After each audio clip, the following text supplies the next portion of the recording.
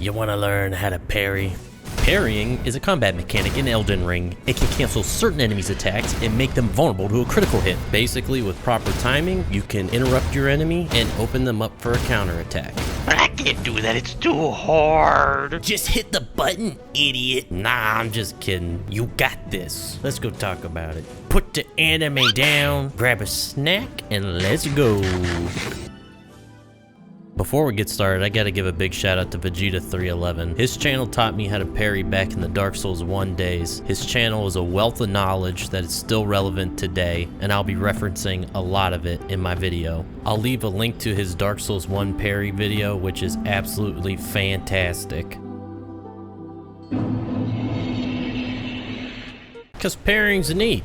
Nah, but for real. Parrying's just another mechanic to add to your tool belt. They're present in all Souls games. They more or less operate the same way, except for maybe Bloodborne or Dark Souls 2. It's not an answer for every situation, but when it's available, it can help turn the tides of an encounter. It puts you in control.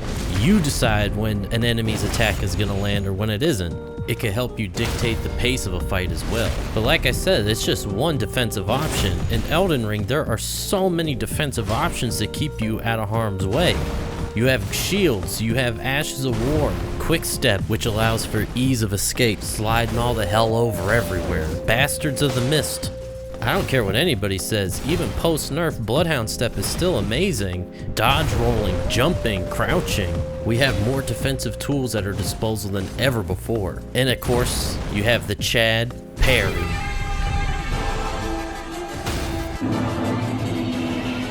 Now, there's several guides out there that will tell you how to parry in excruciating detail, but I believe in a practical approach. What the fuck? Get good, get good, get good. First, let's start with gear. The buckler shield is best, and you can start with this right off the bat, but the bandits' gear and stats leave a lot to be desired, so I start with the samurai. They have a small shield and a great loadout, but if you want to get the buckler, just go ahead and kill Gastock's bitch ass, and you could buy it from the Twin Maiden husks.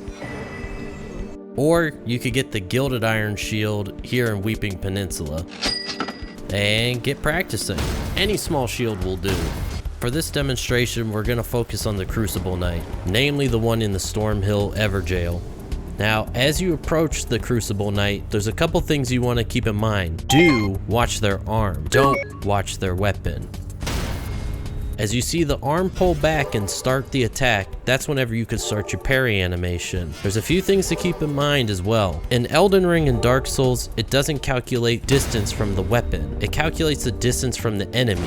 So, a good rule of thumb is if you're close enough to touch the enemy, you're usually close enough to parry them. This is going to take time to get used to. It's just as much as learning the enemy's attack patterns as it is learning the timing of the parry. But as you can see here, I'm trying to stay as close to the enemy as possible. This can seem more difficult if the enemy has a longer weapon like the Spear Crucible Knight, but once you master a few of the basics of parrying, you can really start to have fun with it.